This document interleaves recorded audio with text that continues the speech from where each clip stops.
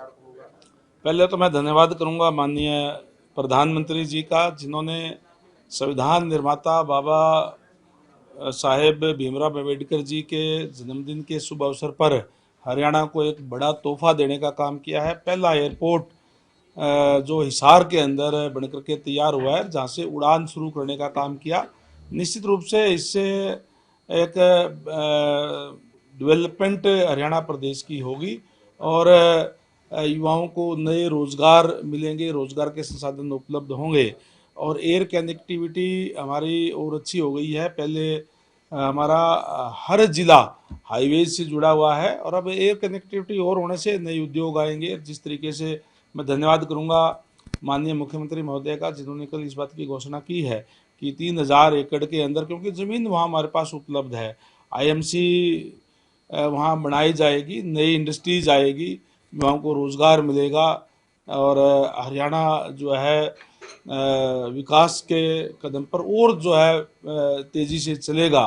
तो निश्चित रूप से ये हमारे लिए बहुत ही सौभाग्य की बात है। सर, आप आईएमसी बनाने की बात कर रहे हैं, लेकिन कांग्रेस तो एयरपोर्ट के मुद्दे पर घेर रही है। आपका तो गृह जिला आ गया, गृह का आगे कह रहे हैं कि आप लोग एयरपोर्ट नहीं बना रहे, एयरोड्रम आप लोगों ने बनाया है। देखिए, मैं पहले भी कई बार कह चुका हूं, कांग्रेस पार्टी अलग अलग गुटों में बटी हुई है। इस मुद्दे पर भी वो एक मत नहीं है।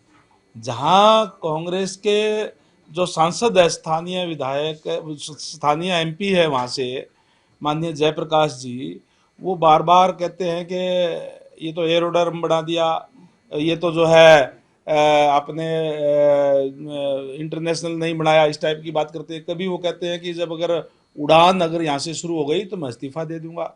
उड़ान तो 14 तारीख को शुरू हो गई है, वो इस्तीफा कब दे रहे हैं, मैं प्रेस के माध्यम से उनसे पूछना चाहूँगा कि इस्तीफा कब दे रहे हैं। अपनी बात पे कायम रखते हुए वो इस्तीफा देने का काम करें।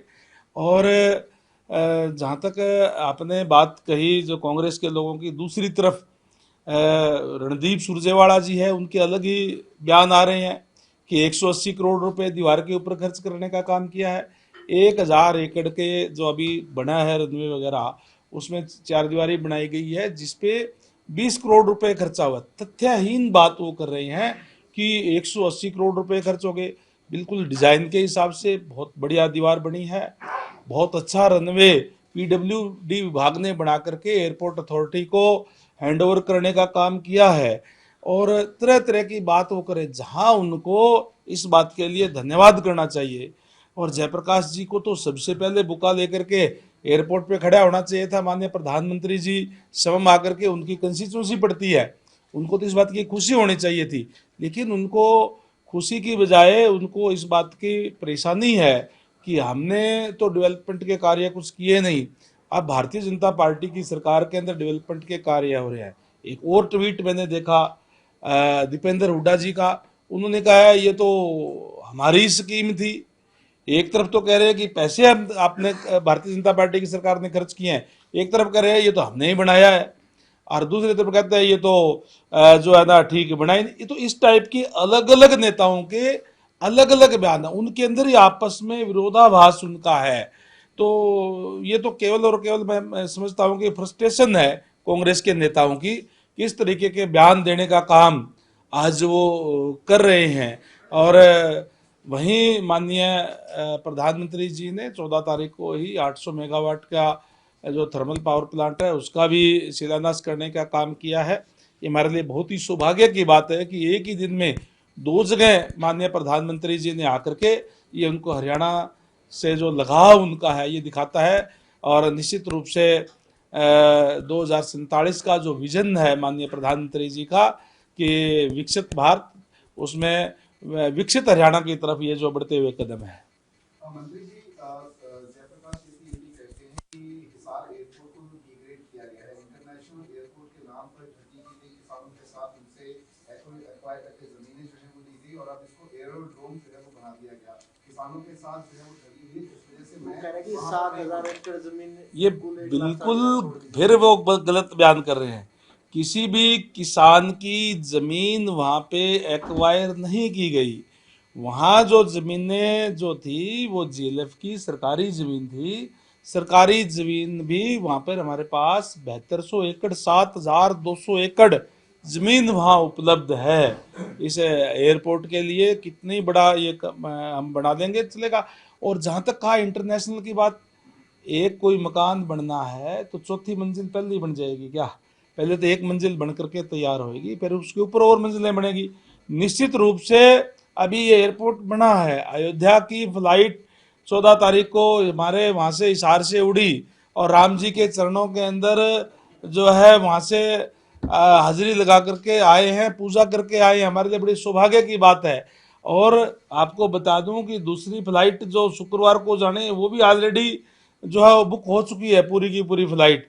और अभी जल्दी ही इसका शेड्यूल बन करके जो इसमें श्रीनगर के लिए भी, हमारे अहमदाबाद के लिए भी, जयपुर के लिए भी, चंडीगढ़ के लिए भी उड़ानें वहाँ से शेड्यूल बनेगा और जल्दी वहाँ से और उड़ेगी। जयप्रकाश जेपी को आप क्या कहेंगे सर? वो तो मना कर रहे हैं इस्तीफा देने से, कमिटमेंट निभाना चाहिए। चलो मैं तो यही कहूँगा कि अपनी उन्होंने अपने प्रेस के माध्यम से कहा है कि उड़ान अगर वहाँ से शुरू हो गई तो मैं इस्तीफा दे दूंगा। उनका अपना बयान है, तो अब इस्तीफा दें। इस्तीफा उनका देना चाहिए। अगर वो अपनी जुबान पे रहते हैं तो उनको इस्तीफा देना चाहिए। मंत्री जी, जिस दिन अम्बेडकर साहब की जयंती थी उसी दिन हिसार के नरखला गांव के अंदर अम्बेडकर की प्रतिमा के साथ जो है वो तोड़फोड़ की गई। किस तरीके से देखते हैं इस कृत्य को? देखिए, कई लोग होते हैं, सामाजिक तत्व होते हैं, अगर कोई इस टाइप की कोई भी बात आती है तो आपस का सौहार्द खराब करने की बात होती है। मैं समझता हूँ कि कोई भी हो, इस टाइप के कोई भी लोग होंगे तो उसका सख्त कार्रवाई की जाएगी।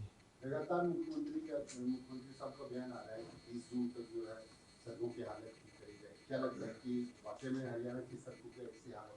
देखिए, हरियाणा के अंदर टोटल जो जिस पीडब्ल्यूडी जो रख रखाव करता है 30,664 किलोमीटर है, जिसके अंदर 6,300 किलोमीटर जो पुअर कंडीशन के अंदर है। उसमें हम लगातार कई जगह टेंडर हो चुके हैं, कई जगह प्रोसेस के अंदर है और जल्दी ही माननीय मुख्यमंत्री महोदय के आदेशानुसार हम उनके टेंडर करके नया कारपेट करने का काम करेंगे। जो रोड डीएलपी पीरियड के अंदर है और कहीं भी अगर उसे कोई पैचवर्क की और की अगर ज़रूरत है तो उसकी उनको भी आदेश दे दिए गए हैं अधिकारियों को कि जल्दी ही उनको एजेंसी से बात करके और उनके पैचवर्क लगाने का काम करें जहाँ जहाँ ज़रूरत है, ताकि आने वाले समय के अंदर हरियाणा की रोड जो है सारी की सारी चमाचम होनी चाहिए।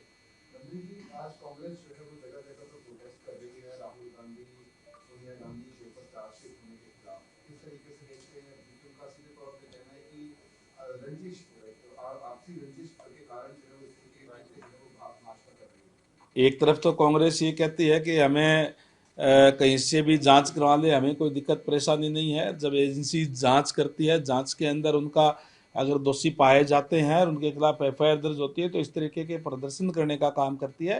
ये दिखाता है कि कांग्रेस ने अपने समय में किस तरीके से देश और प्रदेश की जमीनें लूटने का काम किया, अपने नाम अपने रिश्तेदारों के नाम करने का काम किया। और अब एजेंसीज कोई कार्रवाई कर रही है तो इस तरीके का प्रदर्शन करने का काम जो है वो कर रहे हैं। ये इसकी उनकी मानसिकता दिखाता है कि कैसी मानसिकता के लोग वो हैं।